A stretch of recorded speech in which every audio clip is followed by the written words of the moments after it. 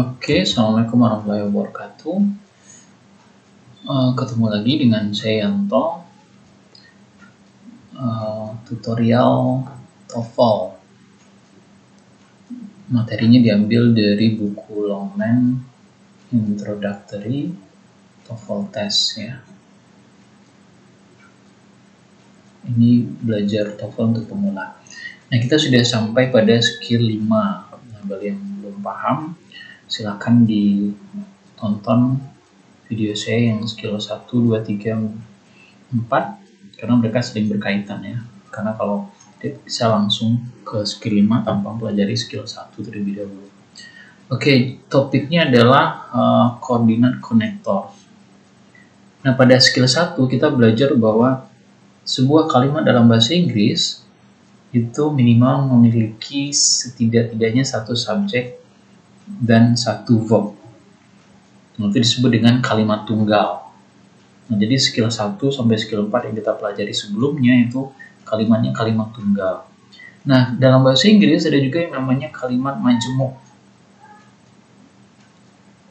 Kalimat majemuk itu terdiri dari 2 atau 3 klausa. Klausa itu terdiri dari satu subjek, satu verb. Jadi kalau kalimat tunggal cuma satu subjek dan satu verb. Nah, pada kalimat majemuk subjeknya bisa 2, verbnya juga bisa 2.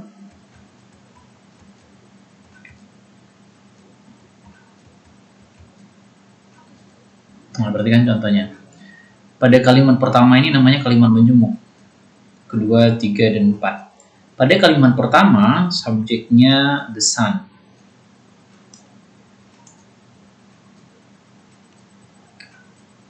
Terus verbnya adalah was. Kemudian subjek keduanya the sky.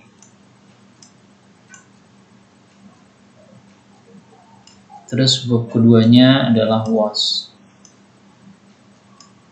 Nah, di antara ini namanya klausa. Subjek verb di dalam sebuah kalimat namanya klausa. Di antara subjek verb ini dan subjek verb berikutnya itu ada ini namanya konektor, kata penghubung. Nah, untuk koordinat konektor ini kata penghubungnya ada 4, and, but, or, dan so.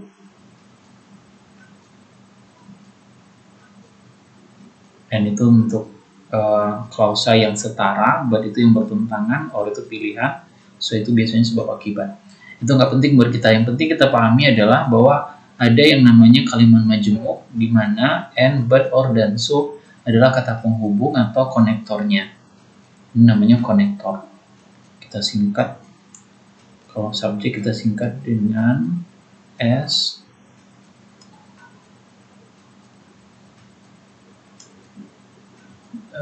Verb kita singkat dengan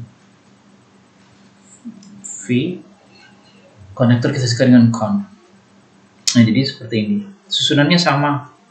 Ini subjek, the sky, ini verb, subjek, it, verb, lalu ada konektor.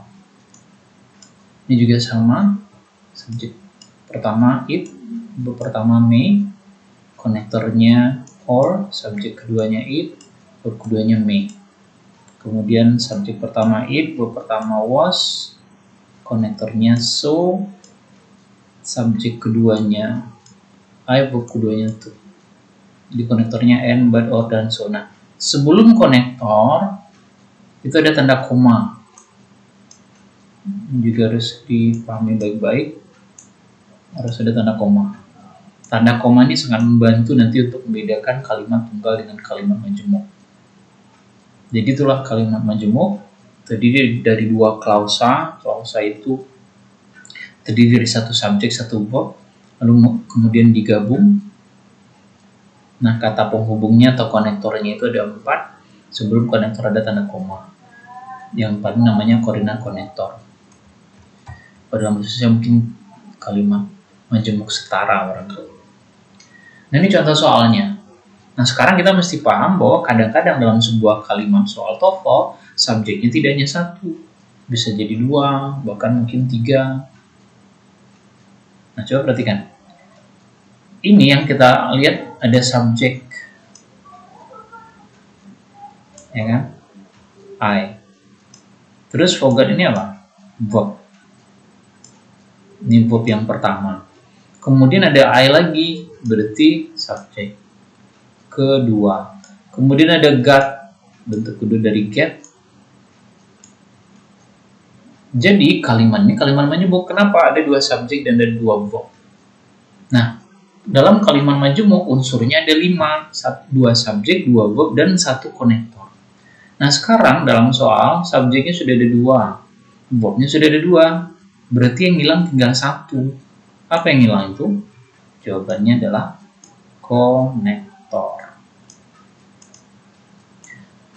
Nah, kalau tahu kita yang mau kita cari, jawabnya mudah. Mana yang konektor? Cuman ini.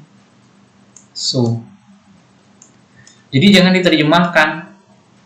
Karena kalau diterjemahkan, empat-empatnya masuk akal. Coba lihat.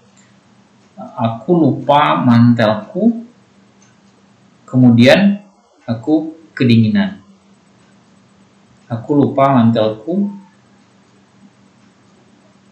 Selanjutnya aku kedinginan. Aku lupa mantelku. Ini yang paling tepat barangkali. Sebagai akibatnya, aku kedinginan. Tapi kan bukan ini jawabannya. Karena ini bukan konektor. Yang konektor cuma so. Nanti harus dipahami. Karena ada 4 tadi ya. And, or, but, dan so. Jadi jangan diterjemahkan. Oke, demikian penjelasannya. Nah, sebagai kesimpulan, kalimat majemuk itu terdiri dari 5 bagian. 2 subjek, 2 verb, dan 1 konektor. Nah, konektornya itu salah satu di antara yang 4 ini namanya koordinat konektor. Jadi ada kalanya dalam sebuah kalimat unsurnya 5, tidak 2. Kalau tadi skill 1 sampai 4 itu yang dicari cuma subjeknya saja yang hilang atau verbnya saja atau dua-duanya hilang. Tapi kalau ini sudah banyak, ada 5 bagian. Kadang-kadang mungkin subjeknya saja hilang, verbnya hilang, atau subjek sama konektornya bisa saja, atau subjek dengan verbnya. Macam-macam variasi soalnya. Oke, kita lihat latihannya.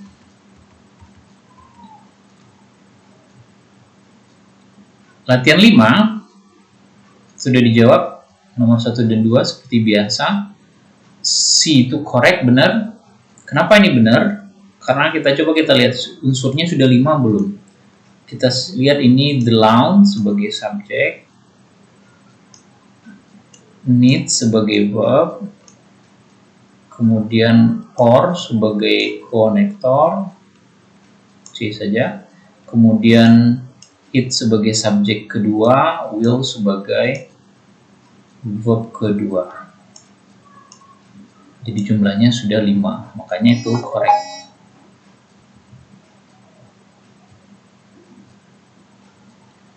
Nah, sekarang nomor 2 mengapa salah? Itu incorrect katanya. Coba lihat, kita hitung ya, ini subjek. Was ini verb. Yang nggak ngerti subjek dan verb silahkan lihat skill 1 di video yang lain. Kemudian ini konektor. Sudah 3. Kemudian ini it, subjek kedua. Verb kedua nggak ada, difficult bukan verb. Difficult ini kata sifat adjektif. Jadi unsurnya cuma 1, 2, 3, 4. Padahal mestinya 5. Sehingga dia incorrect. Oke, silahkan. Nah, silahkan mengerjakan latihan 3 sampai 10. Saya kasih waktu 5 menit. Dipauskan videonya. Oke, kita anggap sudah selesai 5 menit. Nah, mari kita bahas jawabanmu. Kita mulai dari nomor 3. Coba kita lihat apakah jawabanmu correct atau incorrect. Kita hitung, ini ada it sebagai subjek pertama. Kemudian was sebagai verb pertama. Kemudian so sebagai konektor. Kemudian, nah sesudah konektor mestinya kan subjek ya. Karena susunannya subjek, verb, konektor, subjek, verb. Ini sesudah konektor tidak ada subjeknya. Decided bukan subjek, decided ini verb. Sehingga kalimatnya kurang satu unsur, yaitu subjek yang kedua. Jadi jawabannya incorrect. Oke. Nah, nomor 4, subjek yang pertama, the material. Verb pertama ada has. Kemudian ada konektor and. Lalu the pieces, subjek yang kedua. Kemudian have, verb yang kedua. Jadi unsurnya sudah 5. 2 subjek, 2 verb, 1 konektor. Jadi correct. Number 5, nomor 5 lihat. Subjek pertamanya apa? The patient. Perhatikan, kalau kamu perhatikan kosakatanya simple ya. Soal TOEFL structure. Kemudian verbnya took, verb pertama. Terus he ini apa nih? He ini subjek ya. Subjek kedua. Did itu verb. Nah, unsurnya cuma 4. Yang tidak ada apa? Konektor. Sehingga kalimat ini incorrect. Karena konektornya nggak ada. Jumlahnya harus 5. Oke, number 6, subjek pertama the bill. Kemudian verb pertama must. Must ini modal, dia bisa sebagai verb. Kemudian or, konektor. Lalu the electricity ini sebagai subjek yang kedua. Terus verbnya yang kedua. Jadi unsurnya sudah 5. 2 subjek, 2 verb, 1 konektor. So, correct, benar. Number 7. Nah, ini ada the furnace, subjek. Kemudian broke, bentuk kedua dari break, berarti verb. Kemudian so, konektor. Kemudian the house, subjek kedua. Kemudian got, verb kedua. Jadi sudah 2 subjek, 2 verb, 1 konektor. Nah, tapi ada yang janggal di sini. Coba perhatikan. Konektornya so tidak ada tanda koma. Padahal itu wajib. Sehingga ini incorrect. Jadi meskipun unsurnya sudah 5, tidak ada tanda koma, itu dianggap salah. Walaupun dalam soal TOEFL sesungguhnya nggak pernah ditanyakan tanda koma, tanda titik, dan sebagainya. Ini sengaja dibikin oleh si penulis soal biar kita paham koma itu penting. Dia nanti akan membedakan kalimat majemuk dengan kalimat tunggal. Dan koma akan sangat membantu kita menjawab soal dengan cepat. Nanti kita lihat pada pertemuan lain. Oke, jadi incorrect karena tidak ada koma. Nah, nomor 8, subjek pertama the dress.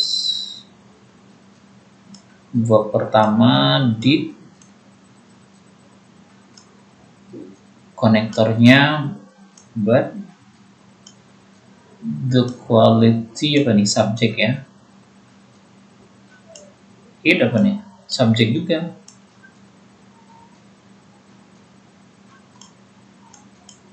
Nah, ternyata ada kelebihan subjek. Ada 3 subjeknya di sini. Sehingga ini incorrect. Kalau sudah ada the quality, mestinya it nggak ada lagi. Kan gitu. Oke, nah nomor 9 agak beda. Nomor 9 coba perhatikan. Ada berapa? 3 kalimat atau 3 klausa. Pertama, subjeknya the leaves. Kemudian verbnya kept, kata kerja bentuk kedua dari keep. Lalu ada konektor and konektor. Kemudian the boys sebagai subjek yang kedua. Lalu kept lagi sebagai verb yang kedua, bentuk kedua dari keep. Nah, kemudian ada but lagi. Nah, but di sini merupakan konektor yang kedua. Kenapa konektornya harus ada 2? Sebab klausanya ada 3. Sesudah but ada subjek ketiga dan verb ketiga was. Jadi kadang-kadang unsurnya tidak hanya 5, bisa saja 8 kayak gini. 3 subjek, 3 verb, dan 2 konektor. Jadi logikanya gini, kalau klausanya ada 2, maka konektornya 1. Klausanya ada 3, konektornya 2. Klausanya ada 4, konektornya 3. Gitu ya. Jadi ini sudah benar karena ada 2. Ini subjek, verb, lalu penghubungnya konektor 1, subjek, verb, lalu kemudian konektor lagi, lalu subjek, verb. Jadi correct. Terakhir nomor 10. Subjek pertama the postman. Oke. Verb pertama has. Oke. Has already delivered ya, semuanya sampai ke sini. Kemudian konektornya so. The letter ini subjek kedua, ya kan? Di sini apa? Verb ya. Is not going to arrive. Kemudian lalu ada subjek ketiga dan verb ketiga. Nah, ada yang janggal di sini. Antara kalimat kedua dengan kalimat ketiga tidak ada konektor. Antara kalimat pertama atau klausa pertama dengan klausa kedua itu ada konektor 1 di sini so. Tapi antara klausa kedua dan klausa ketiga tidak ada konektor. Sesudah koma langsung subjek ketiga. Sehingga ini incorrect. Oke, saya kira itu saja untuk pertemuan kali ini. Nanti kita lanjutkan lagi pada skill yang lain. Okay, thank you for your attention. See you next time. And goodbye now.